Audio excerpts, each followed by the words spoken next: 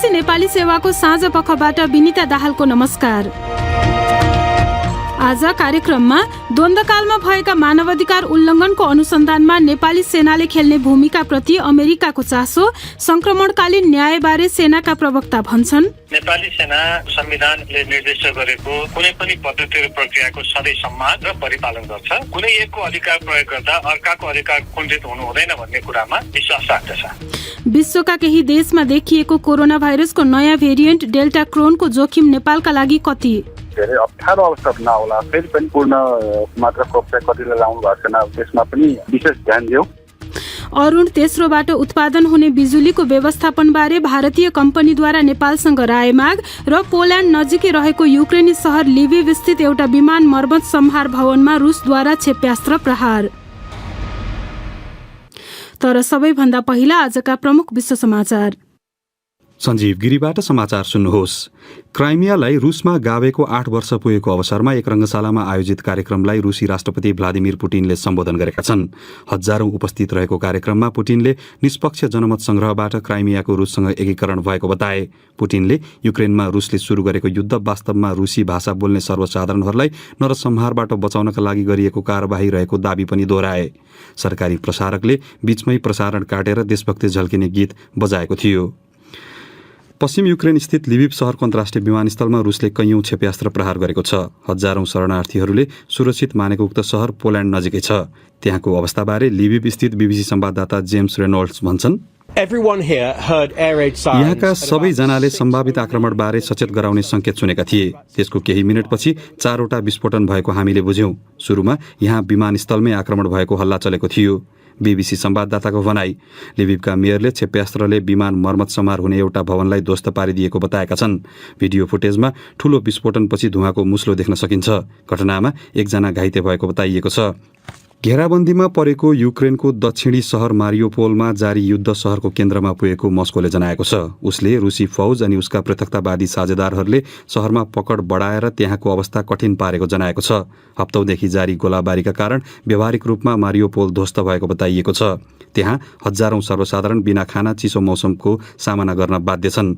मानव निकास मार्ग हुँदै निजी कारहरू प्रयोग गरी उक्त सहरबाट 35,000 सर्वसाधारण निस्कन सफल भएको स्थानीय अधिकारीहरूले बताएका छन्।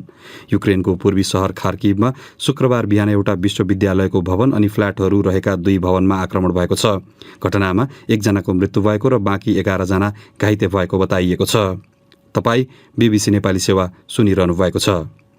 परोपकारी संस्था मेडिसिन्स सान फ्रन्टियरले सन् 2020मा युद्ध सुरु भएको इथियोपियाको टिग्रे क्षेत्रमा सरकारी सुरक्षा निकायहरूले आफ्ना 3 जना सदस्यलाई मारेको विषयबारे सञ्चार माध्यमहरूमा आएको विवरणमा प्रतिक्रिया जनाउन सरकारलाई आग्रह गरेको छ। 3 जना सहायता कर्मीको शव गत जुन महिनामा उनीहरूले प्रयोग गरेको जलेको एक गाडी नजिक सडकमा फेला परेको थियो। द न्युयोर्क टाइम्सको एक रिपोर्टमा लडाई भइरहेको क्षेत्रमा उनीहरूको उपस्थितिका कारण रिसाएका एकजना कमान्डरको आदेशमा सेनाले गोली हानेर ती सहायता कर्मीहरूलाई मारेको उल्लेख गरिएको छ। एमएसएफले हत्याको वास्तविक परिस्थिति बुझ्न चाहेको जनाएको छ। ब्रिटेनको सञ्चार माध्यम नियामकले क्रेमलिनको लगानी रहेको आरटी टेलिभिजन च्यानलको युकेमा प्रसारण गर्ने इजाजत पत्र खारेज गरेको छ। अफकमकी प्रमुख मेलनी डजले स्वतन्त्र नियमन प्रक्रिया पश्चात आरटीले युकेमा प्रसारण गर्ने इजाजत कायम राख्न उपयुक्त अनि उचित नरहेको देखिएको जनाएको बताउँदै बीबीसी संवाददाता अमोल राजन भन्छन्, अफकम चिन्तित हुनुको एउटा कारण भनेको सूचनाको वास्तविकता हो भने अर्को कुरा निष्पक्षता हो। यो ठ्याक्कै के हो भनेर व्याख्या गर्न गाह्रो छ, तर यसले निश्चित विचारधारालाई पत्रकारितामा समावेश गर्न नहुने कुराको वकालत गर्छ। बीबीसी संवाददाताको भनाई। पछिल्ला प्रतिबन्धहरूसँगै प्रसारण बन्द गरिएको अवस्थामा रहेको आरटीले उक्त नियामक निकाय ब्रिटिस सरकारको अङ्ग मात्र रहेको देखिएको टिप्पणी गरेको छ। आरटीले रुसी भाषा बोल्ने युक्रेनीहरूलाई नरसंहारबाट जोगाउनका लागि विशेष कारबाही गरिरहेको क्रेमलिनको भनाइमा आधारित रहेर निरन्तर सूचना सम्प्रेषण गरिरहेको छ। र अफगानिस्तानको एउटा स्वतन्त्र टेलिभिजन स्टेशनले विदेशी टेलिभिजन श्रृङ्खलामा लगाइएको प्रतिबन्धबारे समाचार सम्प्रेषण गरेका कारण आफ्ना एकजना प्रस्तोतालाई तालेबानले पक्राउ गरेको जनाएको छ। टोलो न्युजका अनुसार भाराम अमानलाई समाचार विभागका निर्देशक र कानुनी सल्लाहकार सहित पक्राउ गरेर छाडिएको थियो। गत वर्ष सत्ता कब्जा गरेपछि तालिबानले इस्लामको विषयवस्तु समेटिएका बाहेकका टेलिभिजन श्रृङ्खला प्रसारणमा रोक लगाउने निर्णय गरेको थियो, तर उक्त निर्देशन तालिबानले हालै मात्र लागू गर्न सुरु गरेको छ। संयुक्त राष्ट्रसङ्घले पत्रकार र स्वतन्त्र सञ्चार माध्यमलाई धम्की दिन अन्त्य गर्न अफगानिस्तानका अधिकारीहरूलाई आग्रह गरेको छ। यो बीबीसी नेपाली सेवा हो।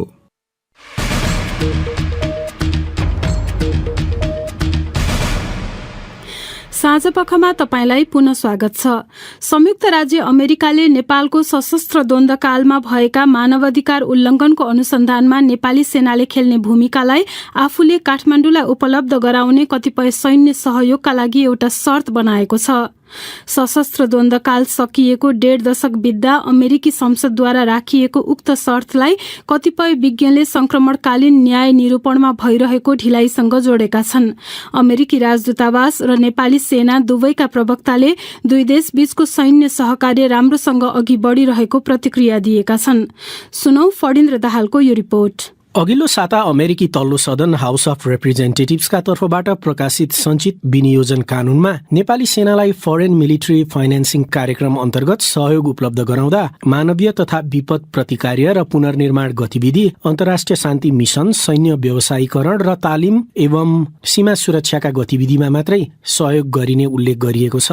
अन्य क्षेत्रमा सहयोग उपलब्ध गराउनु पर्ने अवस्थामा अमेरिकी विदेश मन्त्रीले अमेरिकी सदनको विनियोजन समिति समक्ष नेपाल सरकारले मानवाधिकार र सेनाबाट भएका युद्ध सम्बन्धी कानूनहरूको उल्लङ्घनका विषयमा छानबिन गरी कारबाही गरिरहेको जानकारी गराउनु पर्ने उल्लेख छ। त्यसबाहेक उनले नेपाली सेनाले त्यस्ता घटनाहरूमा गैर सैनिक न्यायिक निकायहरूलाई पूर्ण रूपमा सहयोग पुर्याइरहेको जानकारी दिनुपर्ने भनिएको छ। उक्त प्रावधानबारे बीबीसीले राखेको प्रश्नमा नेपाल स्थित अमेरिकी राजदूतावासकी प्रवक्ता एना रिची एलेनले भनिन्, संयुक्त राज्य अमेरिका र नेपालका सेनाहरूले लामो समयदेखि स्टाफहरूको तालिममा सहकार्य गर्दै आएका छन् र संयुक्त राज्य अमेरिकाले नेपालको सार्वभौम सत्ता, सुरक्षा र स्वतन्त्रतालाई समर्थन गरिरहेको छ। संयुक्त राज्य अमेरिकाको कांग्रेसले देशको कार्यकारी निकायको विदेशी सहयोग र सैन्य सहकार्य सहितका बजेट सम्बन्धी गतिविधि हेर्ने भएकाले तपाई उक्त कानूनका कुनै पनि प्रावधान सम्बन्धी प्रश्न अमेरिकी कांग्रेस समक्ष राख्न सक्नुहुनेछ। अमेरिकी राजदूतावासकी प्रवक्ताको भनाई। नेपाली सेनाका एकजना अवकाश प्राप्त उपरथी विनोज बस्नेतले अमेरिकी धारणाको राजनीतिक अर्थ रहेको र संक्रमणकालीन न्याय सम्बोधन नभएसम्म त्यस्तो दृष्टिकोण आइरहने बताए। तर त्यसले नेपाली सेना र अमेरिकी सेना बीचको सहकार्यलाई असर नपार्ने उनको भनाइ छ। संक्रमणकालीन न्यायलाई हेर्ने संगठनको दृष्टिकोणबारे बीबीसीको प्रश्नमा नेपाली सेनाका प्रवक्ता सहायक रथी नारायण सिलवाल भन्छन्, नेपाली सेना नेपालको संविधान ऐन कानूनले निर्दिष्ट गरेको कुनै पनि विधि सम्मत पद्धति र प्रक्रियाको सधैँ सम्मान, आदर र परिपालन गर्छ। कुनै एकको अधिकार प्रयोग गर्दा अर्काको अधिकार कुण्ठित हुनु हुँदैन भन्ने कुरामा विश्वास राख्दछ। नेपाली सेना यहाँ कार्यरत सकल दर्जाको मोराल तथा पेशागत संवेदनशीलतामा कुनै आँच आउनु हुँदैन भन्ने कुरामा पनि अटल विश्वास राख्दछ। नेपालमा सत्य निरूपण तथा मेलमिलाप आयोग र बेपत्ता पारिएका व्यक्तिको छानबिन आयोग गठन भएको 7 वर्ष बितिसक्दा पनि तिनले संक्रमणकालीन न्यायको मुद्दा निरूपण गर्न सकेका छैनन्। सत्य निरूपण तथा मेलमिलाप आयोगमा 63,000 भन्दा बढी र बेपत्ता पारिएका व्यक्तिको छानबिन आयोगमा करिब 3300 उजुरी परेका थिए। संक्रमणकालीन न्यायबारे आफ्नो सरकारको धारणाबारे अमेरिकी राजदूतावासकी प्रवक्ता भन्छन्, नेपालको आफ्नै नेतृत्वको र पीडितहरूसँग परामर्श सहितको विश्वसनीय संक्रमणकालीन न्याय प्रक्रिया सम्पन्न गर्न नेपाललाई संयुक्त राज्य अमेरिकाको सरकारले निरन्तर प्रोत्साहन गर्दै आएको छ। हामी समिट फर डेमोक्रेसीमा नेपालले सत्य निरूपण तथा मेलमिलाप ऐनको संशोधन सन् 2015 को सर्वोच्च अदालतको फैसला अनुसार गर्ने भनी जनाएको प्रतिबद्धता त्यो हासिल गर्ने दिशामा एउटा सकारात्मक कदम हुने विश्वास गर्छौं, अमेरिकी राजदूतावासकी प्रवक्ताको भनाई। नेपालको संक्रमणकालीन न्यायिक संयन्त्र सम्बन्धी कानून अन्तर्राष्ट्रिय मापदण्ड विपरीत भएको भन्दै संयुक्त राष्ट्रसङ्घ सहितका निकायले ती दुवै आयोगसँग काम गर्न अस्वीकार गरिरहेका छन्। फणिन्द्र दाहाल, बीबीसी, काठमाडौँ। अर्को विषय, निर्माणाधीन अरुण तेस्रो जलविद्युत आयोजनाबाट उत्पादन हुने बिजुली व्यवस्थापनको सम्बन्धमा भारतीय कम्पनी सतलज जलविद्युत निगम एसजेभीएनले नेपालसँग राय मागेको अधिकारीहरूले बताएका छन्। नेपालमा बजारको माग र उत्पादनको अवस्था हेरेर हालका लागि ऊर्जा मन्त्रालयले उसकै शब्दमा उक्त ऊर्जा खरिद गर्न नेपाललाई आवश्यक नहुने जानकारी दिएको र अब प्रधानमन्त्रीको अध्यक्षता रहने लगानी बोर्डको बैठक बसेर यसबारे निर्णय गरिने बताइएको छ। थप चर्चा सञ्जीव गिरीबाट। 900 मेगावाट जडित क्षमता भएको उक्त आयोजनाको परियोजना विकास सम्झौता अनुसार विकासकर्ताले नेपाल सरकारलाई कुल उत्पादित ऊर्जाको 21.9% निशुल्क उपलब्ध गराउनुपर्ने हुन्छ। त्यसबाहेक बाँकी रहेको ऊर्जामध्ये 90% विकासकर्ताले आफै बजार व्यवस्थापन गरिसकेपछि नेपाललाई आवश्यक रहेको अवस्थामा थप 10% खरिद गर्न सक्ने व्यवस्था छ। लगानी बोर्डका प्रमुख कार्यकारी अधिकृत सुशील भट्ट भन्छन्, विकासकर्ताले आफूले प्राप्त गर्ने ऊर्जाको बजार व्यवस्थापन भइसकेको र बाँकी 10% चाहिँ ऊर्जा खरिद गर्ने सम्बन्धमा नेपाल सरकारले खरिद गर्ने वा नगर्ने भन्ने सम्बन्धमा सोधनी गरेर पत्र पठाएको थियो। त्यो पत्र आइसकेपछि जलस्रोत तथा ऊर्जा मन्त्रालयसँग हामीले जानकारी माग गरे। उक्त ऊर्जा खरिद गर्ने आवश्यक चाहिँ नहुने भनेर जानकारी प्राप्त भएको छ र यो सवालमा आवश्यक निर्णय चाहिँ गरेर हामीले विकासकर्तालाई चाहिँ जवाब पठाउनु पर्ने हुन्छ। भारत सरकारको स्वामित्वमा रहेको एसजेभिएनले नेपालले प्राप्त गर्ने 21.9% निशुल्क ऊर्जाको व्यवस्थापन बारे पनि राय माग गरेको छ। त्यसमा समावेश हुने पाटाहरूबारे पुनः लगानी बोर्डका प्रमुख भट्ट भन्छन्, ऊर्जा भनिसकेपछि त्यो ट्रेडिङको मेकानिजमहरू के हो, मोडालिटी के रहन्छ, हामी short term, mid term, long term type लगायतका विषयहरू पनि रहन्छन्। अब त्यसमा हामीले विकास सम्झौताको पनि प्रावधान र विकासकर्तासँग पनि छलफल र आवश्यक जुन खालको निर्देशन प्राप्त हुन्छ त्यसपछि चाहिँ ती विषयहरू निर्क्योल हुन्छन्। नेपालसँग आफ्नो हिस्साको ऊर्जा व्यवस्थापन भारतीय कम्पनीलाई गर्न नदिने अधिकार पनि रहन्छ। नेपालले बिजुली आफै खपत गर्ने वा निर्यात गर्ने जुनसुकै निर्णय गरे पनि सङ्खुवा सभामा उत्पादित बिजुली ढल्केवर सबस्टेशनबाट प्रवाह गरिने भट्टले जानकारी दिए। सङ्खुवा सभा जिल्लामा निर्माणाधीन उक्त आयोजना निर्माणका लागि झण्डै 1.44 खर्ब लगानी स्वीकृत भएको छ। उक्त आयोजनाको उत्पादनतर्फ 48% प्रगति भइसकेको एसजेभिएन कम्पनीले जानकारी दिएको बताइएको छ। 900 मेगावाट जडित क्षमताको आयोजना सेप्टेम्बर 2025बाट सञ्चालनमा आउने तय गरिएको छ। सञ्जीव गिरी, BBC, काठमाडौँ। अब कोरोना भाइरस सम्बन्धी एउटा प्रसङ्ग। कोरोना भाइरसको नयाँ भेरिएन्ट डेल्टा क्रोन नेपालमा पनि भित्रिन सक्ने कुरालाई दृष्टिगत गर्दै सावधानीपूर्वक निगरानीका काम जारी राखिएको स्वास्थ्य तथा जनसंख्या मन्त्रालयका अधिकारीहरूले बताएका छन्। त्यसका लागि भाइरसको भेरिएन्ट चिन्न जीन सिक्वेन्सिङ गर्ने काम निरन्तर भइरहेको उनीहरूले बताएका हुन्। सुनौ विष्णु पोखरेलले तयार पारेको यो रिपोर्ट। स्वास्थ्य मन्त्रालयका अनुसार सरकारले नेपालभित्रै वा अन्यत्रबाट पनि नेपालमा नयाँ किसिमका कोरोना भाइरस भित्रिन सक्ने ठानेर त्यसै अनुसारका परीक्षणलाई जारी राखेको छ। मन्त्रालयका सहप्रवक्ता डाक्टर समीर कुमार अधिकारीले त्यस्तो काम विश्व स्वास्थ्य संगठन WHO सँग नियमित सम्पर्कमा रहेर गर्ने गरिएको बताए। उनका अनुसार हालसम्म नेपालमा डेल्टा क्रोन भेरिएन्ट भेटिएको पुष्टि भएको छैन। वैज्ञानिकहरू यो भेरिएन्ट कतिको संक्रामक छ वा यसमाथि खोपले कति काम गर्छ वा यसले गम्भीर खालका लक्षण ल्याउँछ कि ल्याउँदैन भन्ने कुरामा स्पष्ट भइसकेका छैनन्। विभिन्न देशहरूमा डेल्टा क्रोन भेरिएन्ट देखिएका बेला नेपाल पनि उक्त भेरिएन्ट प्रति सतर्क बन्नुपर्ने तर धेरै डराइहाल्नुपर्ने अवस्था नरहेको संक्रामक रोग विज्ञहरूको भनाइ छ।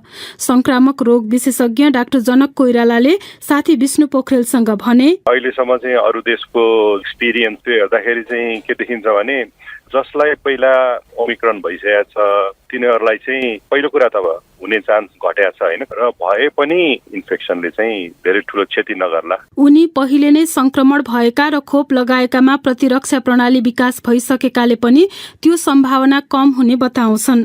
यद्यपि कोइरालाका भनाइमा विभिन्न खाले दीर्घ रोग लागेका र खोप नलगाएकामा यो भेरिएन्टले पनि कडा लक्षण देखाउन र उनीहरूका लागि घातक बन्न सक्छ।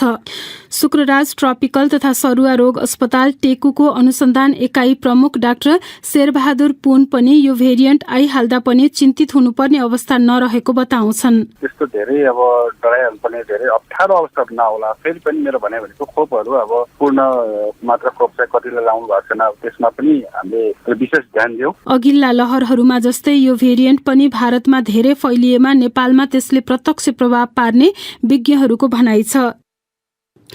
अब एउटा अन्तर्राष्ट्रिय प्रसङ्ग। रुसले युक्रेनको लभिभ स्थित एउटा विमान मर्मत सम्भार हुने भवनमा क्षेप्यास्त्र प्रहार गरेको छ। पोल्यान्डको सीमाबाट केवल 70 किलोमिटर टाढा रहेको उक्त शहर युक्रेनबाट बाहिरिन चाहनेहरूका लागि सुरक्षित स्थान मानिएको छ। BBC विवरणहरूमा आधारित रिपोर्ट सुनौ सञ्जीव गिरीबाट।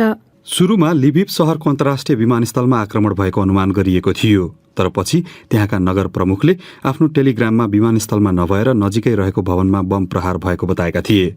त्यहाँ कोही हताहत नभएको उनले जानकारी दिए। रुसी आक्रमणको निशानामा परेको भवनमा काम पहिला नै रोकिएको उनले जानकारी दिएका छन्। शहरको केन्द्रबाट 6 किलोमिटर टाढा रहेको उक्त स्थानमा शुक्रबार बिहान 3वटा ठूलो विस्फोटनको आवाज पश्चात आपतकालीन सेवामा प्रयोग हुने सवारी साधन पुगेका थिए। रुसले उत्तर, पूर्व अनि दक्षिणतिरबाट युक्रेनमा आक्रमण गरेको छ, जसकारण पनि लिभिभमा धेरै प्रभाव परेको छैन। तर पछिल्ला संकेतहरूले भने अवस्थामा परिवर्तन आउन थालेको देखाएको छ। लिभिभ पूर्वी र दक्षिणी युक्रेनमा सङ्घर्ष भइरहेका स्थानभन्दा निकै टाढा छ। पोल्यान्डको बाटोबाट युक्रेनमा अस्त्र आपूर्ति रोक्ने उद्देश्यले त्यसो गरिएको हुन सक्ने अनुमान गरिएको छ। पश्चिमी युक्रेनका विभिन्न क्षेत्रमा शुक्रबार बिहान हवाई आक्रमणको चेतावनी दिन साइरन बजेको विवरण प्राप्त भएको थियो। युक्रेन युद्ध सुरु भए यता 20 लाख मानिसहरू युक्रेनबाट भागेर पोल्यान्ड पुगेको त्यहाँको सीमा रक्षा निकायले जनाएको छ। त्यसमध्ये अधिकांश महिला र बालबालिका रहेका छन्। बीबीसी विवरणहरूमा आधारित त्यो रिपोर्ट सुन्नुभयो सञ्जीव गिरीबाट। अब पालो तपाईहरूले नै पठाउनु भएको प्रतिक्रियाको। प्रस्तुत गर्दैछन् साथीहरू रमा पराजुली र स्वेच्छा राउत। निर्वाचन आयोगले स्थानीय तहको चुनावका लागि आचार संहिता सार्वजनिक गरेको छ, तर आचार संहिता पूर्णतः कार्यान्वयन र पालना हुने नगरेको भन्दै सधैँ आलोचना हुँदै आएको छ। सामाजिक सञ्जाल फेसबुक र ट्विटरमा आज हामीले तपाईँको विचारमा निर्वाचन आचार संहितालाई प्रभावकारी ढङ्गमा कार्यान्वयन गर्न कसले के गर्नुपर्छ भनेर सोधेका थियौँ। प्राप्त जवाफमध्ये केहीलाई कार्यक्रममा समेटेका छौँ। फेसबुकमा प्रेम माझीले आचार संहिता प्रभावकारी बनाउन स्थानीय तह र प्रदेशसभामा विभिन्न पदमा उठेका अगुवाहरूलाई नै आचार संहिताको पाठ सिकाउन जरुरी रहेको धारणा व्यक्त गरेका छन्। ट्विटरमा उद्धव राज भिटुवालले नेपालको सन्दर्भमा निर्वाचन आचार संहिता देखाउने दाँत मात्रै भएको बताउँदै राजनीतिकर्मीमा इमान अनि मतदातामा चेतनाको विस्तार नभएसम्म यो विषय ठट्टा मात्र रहने मत राखेका छन्। पार्वती सुब्बाले फेसबुकमा लेखेकी छन्, जुन पार्टीहरू मिलेर सरकार बनेको छ त्यही पार्टीका नेता कार्यकर्ताहरूले नै आचार संहिता मान्दैनन् भने अरूको के कुरा। फेसबुककै अर्का प्रयोगकर्ता पूर्ण रेग्मी सरकारले गर्ने अनुगमन प्रभावकारी, निर्वाचन आयोगले पालना गराउन खेल्ने भूमिका र राजनैतिक दलले पालना गर्ने नैतिकताका साथै आफ्ना कार्यकर्तालाई त्यसै अनुसारको प्रशिक्षण दिए काफी हुने ठान्छन्। एमराज डाङ्गीले लेखेका छन्, आयोगले कारबाही पनि गर्न सक्नुपर्छ। आचार संहितामा भएका कुराको सबै राजनीतिक दलले विस्तृत अध्ययन गरी त्यसको सीमा ननाग्ने गरी आफ्ना गतिविधि सञ्चालन गर्नुपर्छ। हेमराज उपाध्यायले निर्वाचनलाई प्रभावकारी र मर्यादित बनाई सम्पन्न गर्नु सरकार, राजनीतिक दल तथा उम्मेद्वार र सम्पूर्ण नागरिकको दायित्व रहेको बताउँदै सबैले आफ्नो काम र कर्तव्यलाई पूर्ण रूपले वहन गर्नुपर्ने भन्दै फेसबुकमा प्रतिक्रिया जनाएका छन्। ट्विटरमा अर्जुन पोखरेल लेख्छन्, यसमा सबैभन्दा जिम्मेवार राजनीतिक दल नै हुन्। नेपालका एक रणनीतिक मामिलाका प्रतिष्ठित प्राज्ञिक व्यक्ति ध्रुव कुमारको हिजो निधन हुँदा त्यसले प्राज्ञिक क्षेत्रमा गहिरो क्षति पुर्याएको भन्दै चर्चाहरू भइरहेका छन्। 73 वर्षका ध्रुव कुमार नेपालको क्षेत्रीय र अन्तर्राष्ट्रिय भू राजनीतिक मामिलामा निर्भीक भई मिहिन ढंगले विश्लेषण गर्ने व्यक्तिका रूपमा चिनिन्थे। ध्रुव कुमारलाई नजिकबाट निहाल्दै आएका राजनीति शास्त्री हरि शर्मा उनलाई यसरी सम्झन्छन्। ध्रुव कुमारलाई सजिलैसँग परिभाषित गर्न सकिँदैन, किनभने जति उहाँहरूलाई चिन्नुहुन्छ उहाँहरूले एउटा सिनासको पश्चिम उत्तरको कुनामा सधैँभरि किताबले घेरिएर बसिरहने र एक्लै बस्दा पनि एक्लै टाइपराइटरको आवाज आइरहने थियो। जो कहीँ उहाँको कोठामा पस्थे एकपटक अनौठो महसुस गर्थे। विशेषतः पत्र पत्रिका जर्नलका कपीहरू, फोटोकपीहरू यत्रतत्र छरिएका हुन्थे र त्यहाँ बीचमा बसेर कहिले एक्लै कहिले साथीभाइहरूको बीचमा उहाँ देश विदेशका कुराहरू गरिरहनुहुन्थ्यो। ध्रुव कुमारलाई चिन्ने जो कोहीले उहाँ अलि हकी स्वभावको र अलि अन्तर्मुखी हुनुहुन्थ्यो भनेर भन्ने गर्दछन्। तर पनि युवा अध्येताहरू उहाँ कहाँ पुग्दाखेरि सुरुमा अलिक कठिन भए पनि जब कुराकानी गर्दै जाँदा उहाँको ज्ञानबाट, लेखन कलाबाट प्रभावित नरहि सक्दैन थिए। विशेषतः ध्रुव कुमारको लेखनी जीवनलाई हामीले हेऱ्यौँ भने 1980 को दशकमा सुरु हुन्छ।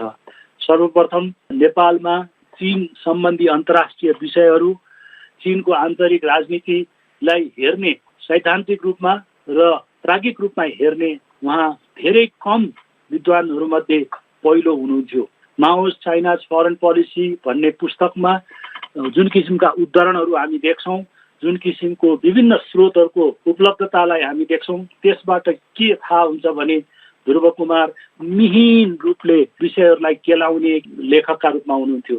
त्यसपछिका पुस्तकहरूमा नेपालको आन्तरिक राजनीतिका सन्दर्भमा पनि उहाँले धेरै लेख्नु भएको छ। अनि नेपाल भारत सम्बन्धमा लेखिएका उहाँका कृतिहरू हाम्रा निम्ति सधैँ अविस्मरणीय रहनेछन्, किनभने जुन किसिमको स्पष्टता र एउटा वैचारिक विश्लेषण उहाँले गर्नुभएको थियो त्यो अन्य कुनै उहाँका समकालीन लेखकहरूमा पाउन सकिएला। सबैभन्दा ठुलो त कुरा के भने आजको इन्टरनेटको युगमा जहाँ स्रोतहरूको उपलब्धता छ, ध्रुव कुमार पत्र पत्रिका केलाएर, पुस्तकहरूको पाना खेलाएर, आर्काइभको कुना काप्चा चाहेर जुन मेहनतका साथमा लेख्नुहुन्थ्यो र जुन किसिमको अध्ययनबाट आफ्नो पुस्तकहरू उत्पादन गर्नुहुन्थ्यो, त्यो एउटा नयाँ पुस्ताको लागि अनुकरणीय विषय छ। तुरुन्तै लेख्ने, तुरुन्तै छाप्ने, तुरुन्तै नाम कमाउने अहिलेको जेनेरेसनभन्दा उहाँ धेरै फरक हुनुहुन्थ्यो। सम्झिनुपर्ने कुरा के छ भने ध्रुव कुमारको रुचि साहित्य, सङ्गीत, कथा, उपन्यासमा पनि थियो। जासुसी उपन्यासदेखि लिएर वेस्टर्न क्लासिक्सहरू पढ्नेदेखि लिएर गीत सङ्गीतमा पनि उहाँको त्यत्तिकै रुझान थियो।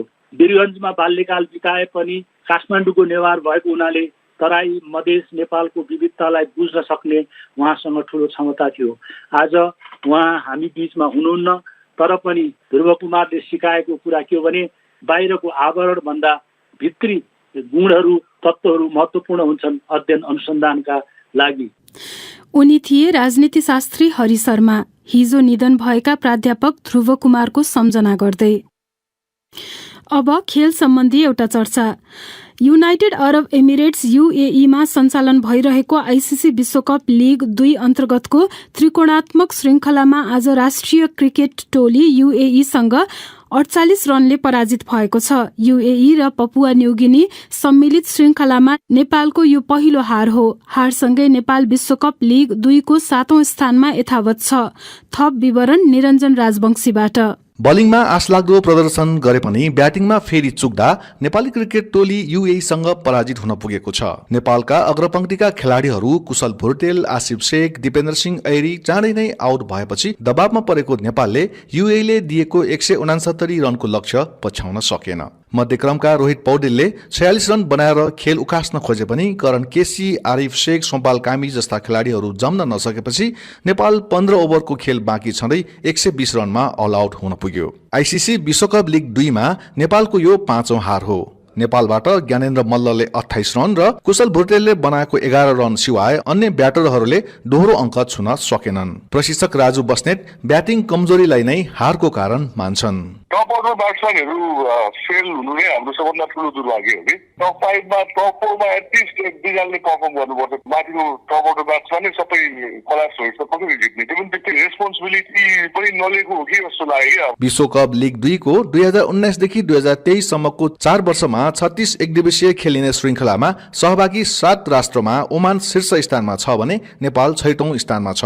कोरोना भाइरस महामारीका कारण खेल तालिका प्रभावित हुँदा ओमानले 28 खेल खेलिसकेको छ भने नेपालले 10 खेल मात्र खेलेको छ। नेपालले अब सोमबार UAE-सँग खेल्नेछ भने मंगलबार श्रृङ्खलाको अन्तिम खेलमा पपुवा न्युगिनीको सामना गर्नेछ। निरञ्जन राजवंशी, BBC काठमाडौँ। अर्को विषय, मध्य प्रदेशमा 2075 साल माघ महिनामा सञ्चालनमा ल्याइएको छोरी बीमा कार्यक्रम 2.5 वर्षदेखि बन्द रहँदा त्यस अवधिमा जन्मिएका कुनै पनि छोरीको बीमा हुन सकेको छैन। छोरीहरूप्रति विभेद र भ्रूण हत्यालाई निरुत्साहित गर्ने उद्देश्यले मध्य प्रदेश सरकारले बेटी पढाऊ बेटी बचाऊ कार्यक्रम अन्तर्गत नै रहेर छोरी शिक्षा बीमा कार्यक्रम ल्याएको थियो। सुनौ वीरगन्जबाट माधुरी महतोको यो रिपोर्ट। छोरी शिक्षा बीमा कार्यक्रमले घरका परिवारका सदस्य र खास गरी आमाहरू एकदमै खुसी भएको भए पनि विगत केही वर्षदेखि उक्त कार्यक्रम रोकिँदा आफ्नो 6 महिनाकी छोरी देखाउँदै रेखा देवी भन्छिन्, मेरो छोरी 6 महिनाको भइसक्यो तर खै कुनै पनि सरकारले कुनै बिमा गरेको छैन छोरीको नाममा। अस्पतालमै मेरो छोरी जन्मेको हो, तर अस्पतालमा पनि केही जानकारी गराएनन्। यस्तै दुखेसो पोख्दै सुनिता देवीले भनिन्, म त 2 वर्षदेखि कुरिरहेको छु। मेरो छोरी 2 वर्षको भइसक्यो। अहिलेसम्म छोरीहरूको बिमा त भइराखेको थियो, तर मेरो छोरी जन्मेपछि गाउँको अन्य छोरीहरूको पनि जन्मेपछिको बिमा भएको छैन। सरकारले अहिलेसम्म कुनै जानकारी पनि दिएको छैन। कसरी बिमा गर्ने, कहाँ बिमा गर्ने, कोही आएको पनि छैन। बेटी पढाऊ बेटी बचाऊ कार्यक्रम अन्तर्गत 20 वर्षदेखि प्रत्येक छोरीलाई 3 लाख रुपैयाँ बिमा रकम दिने मध्य प्रदेश सरकारले घोषणा गरेको छ। आर्थिक रूपले खर्च देखिए पनि यसले छोरीहरूको पक्षमा आर्थिक, सामाजिक, सांस्कृतिक, रूढिवादी सोच लगायतका थुप्रै विषयमा सकारात्मक सन्देश दिने भएकोले मध्य प्रदेशमा 2075 माघ 1 गतेपछि जन्मेको छोरीहरूको 1 लाखको शिक्षा बिमा अभियान चलाउँदै आएकोमा अबदेखि 3 लाख रुपैयाँ पुर्याइएको छ। हाल उक्त कार्यक्रम रोकिएको कारणबारे बताउँदै मध्य प्रदेश सरकारका प्रवक्ता एवं अर्थमन्त्री शैलेन्द्र शाह भन्छन्, सम्झौताको टाइम सकियो, त्यसपछि गोलपोत आह्वान गर्दाखेरि सम्झौता हुन सक्दैन। त्यसै कारण चाहिँ त्यो अलपत्र भयो। तर अहिले चाहिँ अब प्रक्रियागत रूपमा हामी बढ्दैछौँ। सामाजिक विकास मन्त्रालयलाई हामी जिम्मा दिएका छौँ। विगतका डाटाहरू आइसकेपछि हामी यकिनन भइसकेपछि हामी सुरुवात गर्छौँ। बिमित छोरीहरूले 20 वर्षको उमेर पूरा भएपछि 3 लाख रुपैयाँ बिमा रकम पाउने र सो रकमले उनीहरूको उच्च शिक्षा आर्जनमा सहयोग हुने सरकारको योजना रहेको छ। तर पछिल्लो 2.5 वर्षदेखि बिमा कार्यक्रम अलपत्र हुँदा खास गरी आमाहरू निराश भएको बताउँछन्। माधुरी महतो, BBC, बेरगञ्ज। पश्चिम नेपालका थारू समुदायमा छोराछोरीहरूको सामूहिक विवाह गरिदिने प्रचलन जारी छ। थारू समुदायमा संयुक्त परिवारमा बस्ने चलन रहेको र दाजुभाइका सँगै हुर्किएका छोराछोरीहरू करिब 2 देखि 5 जनासम्मको एकैसाथ विवाह गरिदिने गरेको अभिभावकहरू बताउँछन्। नेपालगञ्जबाट विमला चौधरीको यो रिपोर्ट। बाँकेको राप्ती सोनारी 3 नवलपुरकी सविता थारू सहित उनका अन्य 3 दिदी बहिनीको यही फागुन 4 गते एकैसाथ विवाह भयो। 4 दिदी बहिनी एउटै किसिमको पोसाकमा बेहुली भएर सजिन पाउँदा खुसी लागेको उनले बताएन्। एउटै ड्रेस, एउटै किसिमको, प्राइस पनि त्यही, अनि जाँदाखेरि पनि सबै बहिनी सँगै नै गएको। एकअर्काको चाहिँ बेहुलालाई चाहिँ चिन्न पाएका थिएनौँ हामी। दिदीहरूको बिहामा आफ्नै बिहा सँगसँगै थियो, रमाइलो पनि गर्न पाएन। थारू समुदायभित्र छोरी साटासाट गरेर अर्थात् छोरी दिएर बुहारी ल्याउने हुँदा केही वर्ष पहिले छोरा र छोरीको विवाह एकैसाथ गर्नुपर्ने कतिपयको बाध्यता थियो। तर पछिल्लो समय त्यो चलन हटाइए पनि सामूहिक रूपमा विवाह गरिदिने प्रचलन रहिरहेको अभिभावकहरू बताउँछन्। संविधान सभा सदस्य समेत रहेका सविताका बुबा पट्टु थारूले भने,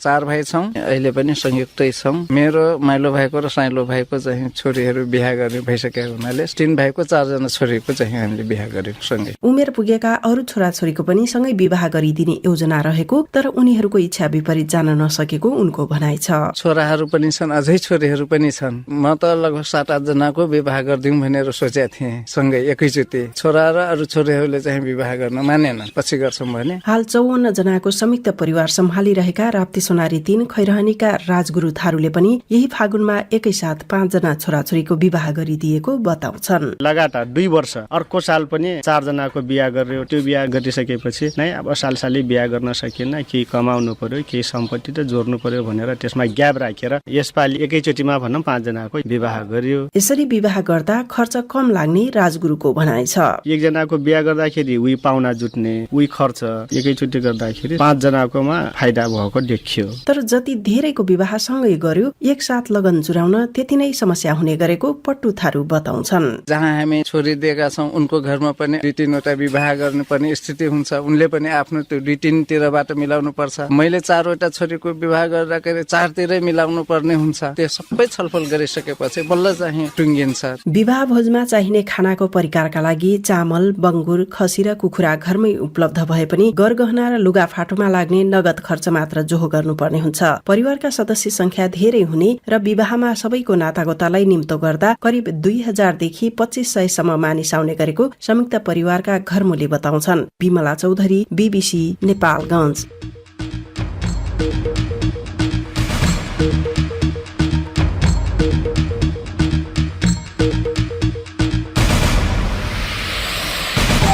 हवस् त, यसका साथै BBC नेपाली सेवाको साँझ पख यही सकिन्छ। अब सोमबार बिहान 7:15 बजे हामी फेरि उपस्थित हुनेछौँ। त्यति बेलासम्मका लागि हामी सबैलाई बिदा दिनुहोस्। नमस्कार।